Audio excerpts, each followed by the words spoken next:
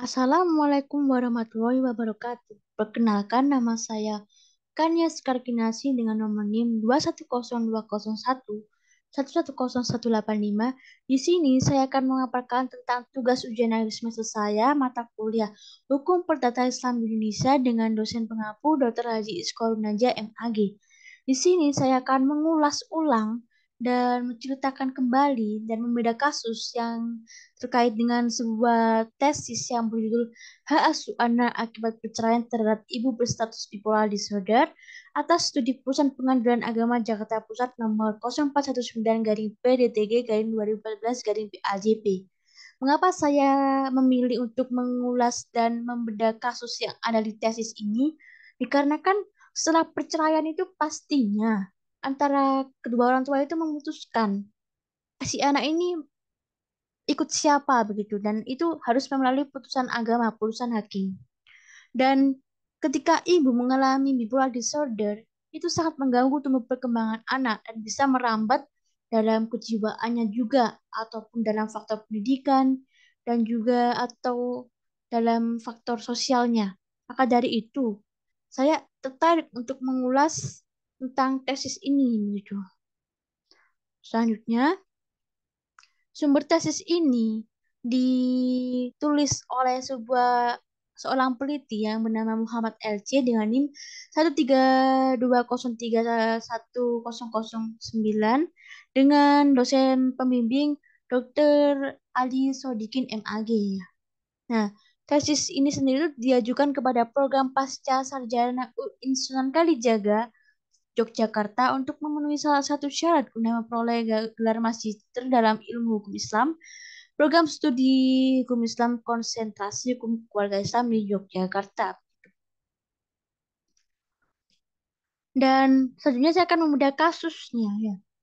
Pembedahan kasus yang saya ulas di sini itu berpoin-poin. Jadi untuk poin pertamanya, dalam tesis ini, peneliti mengangkat kasus yang asal mulanya berawal dari sebuah kasus yang dialami oleh salah seorang publik figur, di mana orang tersebut telah bercerai dengan pasangannya.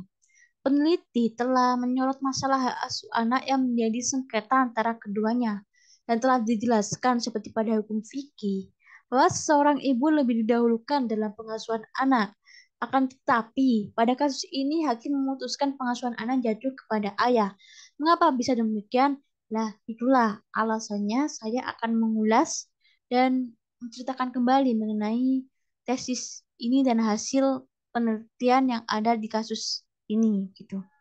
Hakim tentunya memutuskan hal tersebut dengan beberapa pertimbangan. Jadi tidak asal saja memutuskan, pasti tidak membiarkan sebelah pihak ataupun bagaimana gitu. Di antaranya adalah dikarenakan ibu itu mengidap penyakit gangguan jiwa bipolar disorder yang menjadikan seseorang tidak stabil begitu. Nah, beberapa tahun ini tuh banyak sekali berita mengenai seputar perceraian dan berujung kepada meningkatnya bahasan yang mengusung kasus hak asuh anak. Seperti yang kita ketahui ya, perceraian itu pastilah setiap tahunnya itu meningkat. Bahkan kenapa kita harus melakukan dispensasi kawin dan juga istibat nikah sesuai dengan peraturan Undang-Undang Perkawinan Nomor 1 Tahun 1974 itu, karena itu sangat penting, karena kita ketika kita tidak mengetahui bagaimana cara parenting dengan baik dan benar, itu sangat berpengaruh kepada masa depan kita sendiri dan bisa mengalami perceraian karena seperti tidak kematangan ekonomi, seperti tidak kematangan dari pikiran ataupun dari genetik gitu. Jadi kita harus benar-benar matang dan juga cakap hukum ketika ingin melakukan sebuah pernikahan hingga tidak ada terjadi suatu perceraian gitu. Nah, di mana kasus seperti yang dialami oleh artis yang berinisial AM, yang notabene itu memiliki suatu kelainan atau dalam istilah kedokteran disebut dengan gangguan jiwa bipolar, bipolar disorder, gangguan jiwa bipolar atau gangguan manik depresi, itu sendiri merupakan gangguan mood yang dikarakterisasikan oleh adanya fluktuasi mood yang ekstrim dari euforia menjadi depresi berat dan diperantarai oleh periode mood yang normal eutimik.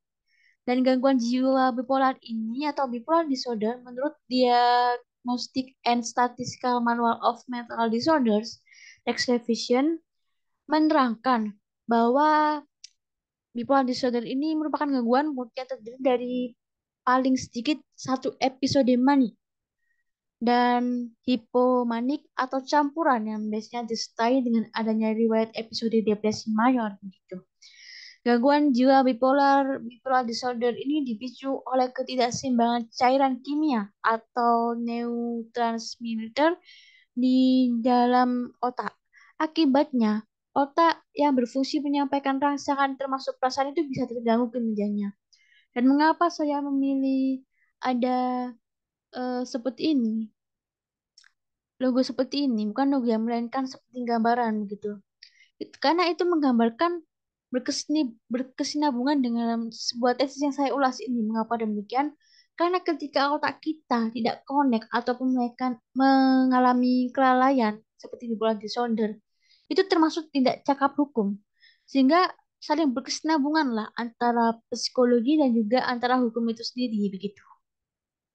Nah, selanjutnya pada penderita gangguan jiwa bipolar atau bipolar disorder ini, perasaan penderita itu sering berayun dari tingkat rendah, yaitu depresi, kemudian berubah ke atas menjadi mania. Ketika berada pada tingkat depresi, si penderita akan merasa sedih dan tak berdaya. Seperti kayak dia tuh sering menyendiri gitu. Dan juga merasa, aku tidak bisa apa-apa, aku sangat sedih, aku tidak punya siapa-siapa gitu. Dan meratapi semua permasalahan dalam hidupnya. Itu namanya depresi dalam bipolar. Serta merasa berputus asa pastinya begitu. Dan ketika pada tingkat manja atau mania atau dalam kesenangan, si penderita ini akan terlihat riang, gembira, dan penuh energi gitu. Dan gangguan jiwa bipolar ini sangat berpengaruh dengan kondisi psikologi seseorang jika tidak segera untuk ditangani atau diobati atau diperawati gitu. Hal ini juga jelas akan mempengaruhi cara didik dan pola asuh terhadap seorang anak pastinya. Nah, menurut saya sendiri, penelitian itu sangat penting dilakukan. Mengapa? Karena di mana peneliti menyatakan bahwa sebelum menemukan penelitian dalam hukum Islam yang secara khusus membahas mengenai hal ini. Jadi hukum Islam itu seperti hanya sedikit yang menemukan penelitian mengenai disa polar ini untuk pengasuhan anak begitu. Nah, di samping itu, kasus ini nantinya akan berdampak pada kehidupan keluarga pastinya, khususnya terhadap anak yang akan diasuh oleh salah satu orang tua yang akan bercerai. Dan jika penegak hukum salah dalam mengambil keputusan pada kasus ini, maka akan berdampak pada kehidupan anak dari kecil sampai dewasa. Bisa jadi jika anak diasuh oleh orang yang tidak tepat, maka dikhawatirkan ketika anak dewasa nanti tidak bisa menjadi anak yang baik dan berkembang dengan benar.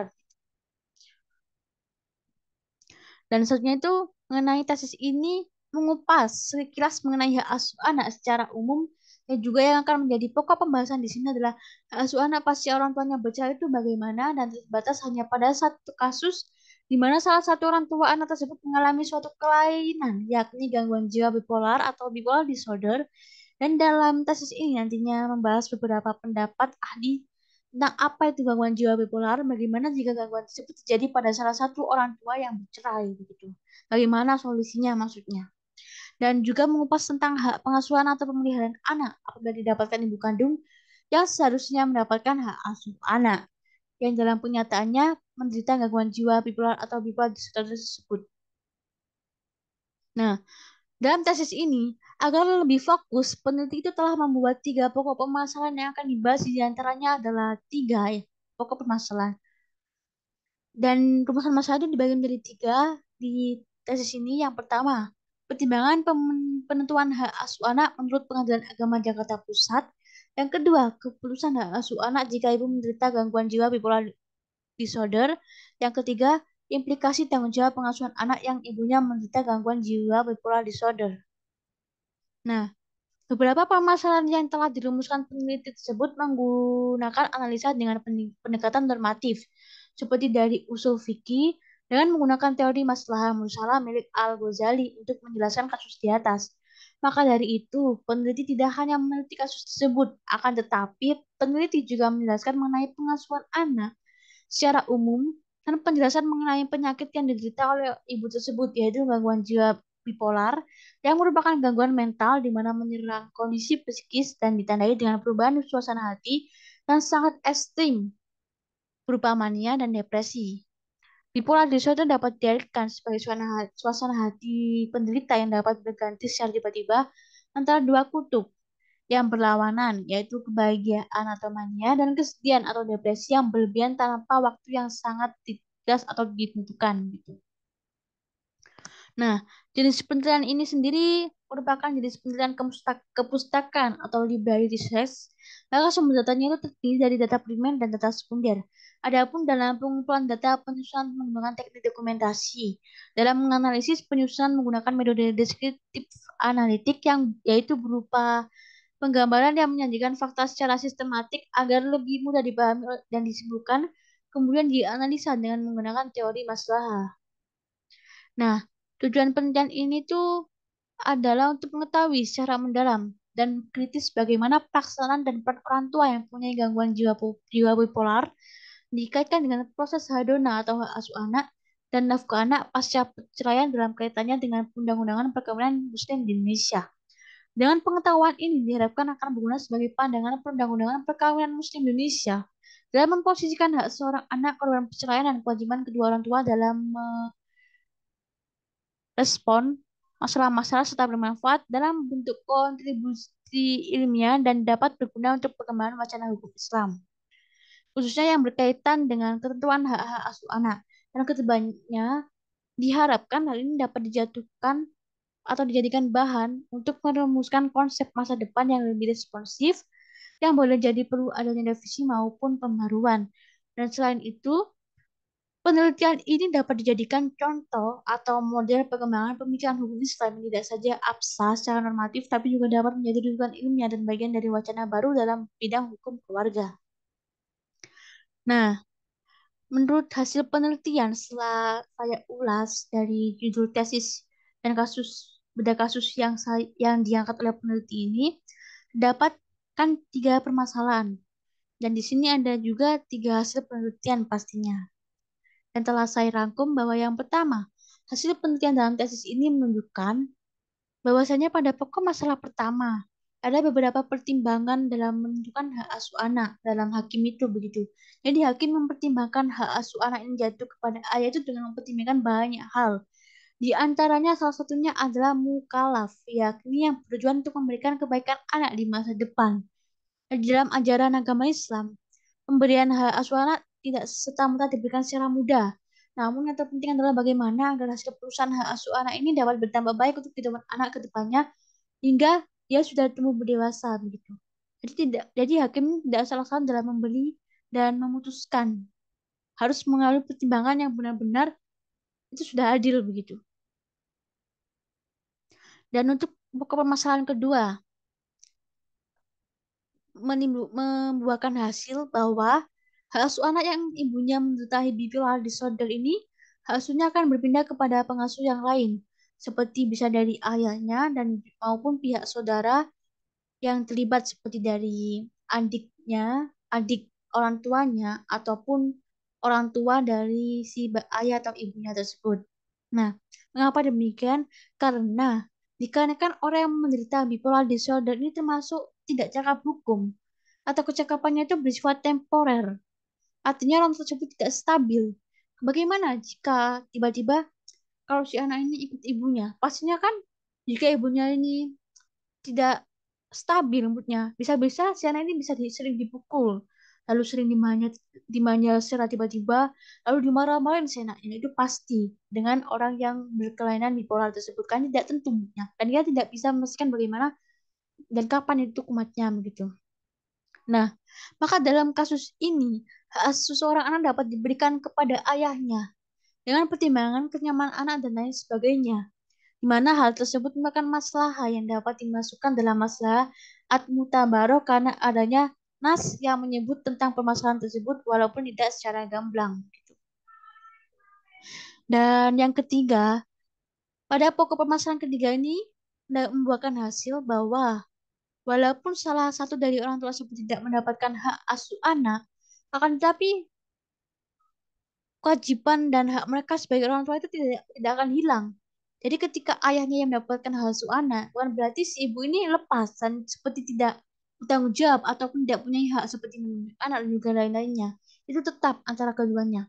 Mereka tetap mendapatkan hak asus, mereka tetap mendapatkan hak sebagai orang tua dan juga saling membantu satu sama lain untuk mendidik anak serta mencurahkan kasih sayangnya kepada anak tersebut. Hanya saja ini lebih dialihkan kepada ayahnya. Dikarenakan seperti alasan yang awal tadi bahwa si ibu ini tidak stabil moodnya dan mengalami kelainan bipolar disorder begitu. Dan selanjutnya, saya sebagai pengamat ulang dan untuk mengulas kembali penelitian tesis tersebut, tesis ini, saya mengambil beberapa kesimpulan yang berupa poin-poin penting yang telah saya sampaikan ya. Bahwa yang pertama, dalam kasus di mana hak asuh anak jatuh pada ibu yang menderita gangguan bipolar, terdapat beberapa pertimbangan pastinya perlu diperhatikan. Gangguan bipolar dapat mempengaruhi kemampuan seseorang untuk merawat anak dengan baik, terutama jika gangguan tersebut tidak terkontrol dengan baik. Dalam hal ini, kepentingan utama yang harus dipertimbangkan adalah kesejahteraan dan keselamatan bagi anak. Dan poin kedua, bahwa menurut kompilasi hukum Islam, pemeliharaan anak yang belum mumayyiz atau masih di bawah umur 7 tahun atau belum berumur 12 tahun adalah hak ibunya, murni hak ibunya, begitu ya.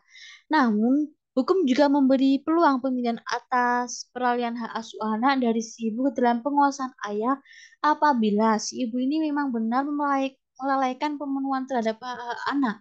Hal ini mengindikasikan bahwa dalam kasus di mana ibu yang menderita gangguan bipolar ini tidak mampu memenuhi kewajibannya dalam merawat anak, sehingga asuh anak dapat dialihkan kepada ayahnya. Gitu.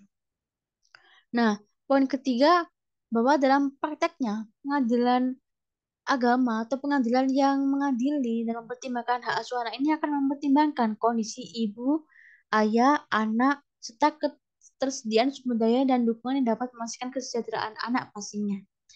Pengadilan juga dapat memerintahkan penilaian psikologis atau psikiatri untuk menilai kemampuan itu dalam merawat anak.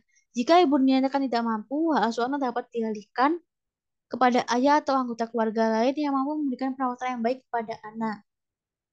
Sehingga anak itu tumbuh kembangnya tuh tidak terhalang gitu loh. Jadi kayak tetap baik dan juga tetap berkembang dengan tanpa gangguan gitu. Nah, poin terakhir saya menganalisis dan mengulasnya itu bahwa dalam kasus-kasus di mana salah satu dari orang tua menderita gangguan mental ataupun kejiwaan ataupun psikologi, keputusan hak asuh anak harus didasarkan pada kepentingan terbaik anak. Jadi tidak boleh karena mentang-mentang ada di kompilasi hukum Islam dan aturannya undang-undang itu bahwa si belum mumayyiz itu harus jatuh pada ibu, tidak harus seperti itu. Jadi harus terbaik untuk anak begitu. Dan sehingga hal ini dapat dilibatkan dengan melibatkan kolaborasi antara pengadilan, pekerja sosial, psikologi, psikiater, dan anggota keluarga untuk memastikan bahwa anak mendapatkan perawatan yang terbaik pastinya. Baik, cukup sekian yang bisa saya paparkan dan saya jelaskan atas tugas ujian akhir semester saya ini. Wabillahi taufiq wal hidayah. Wassalamualaikum warahmatullahi wabarakatuh.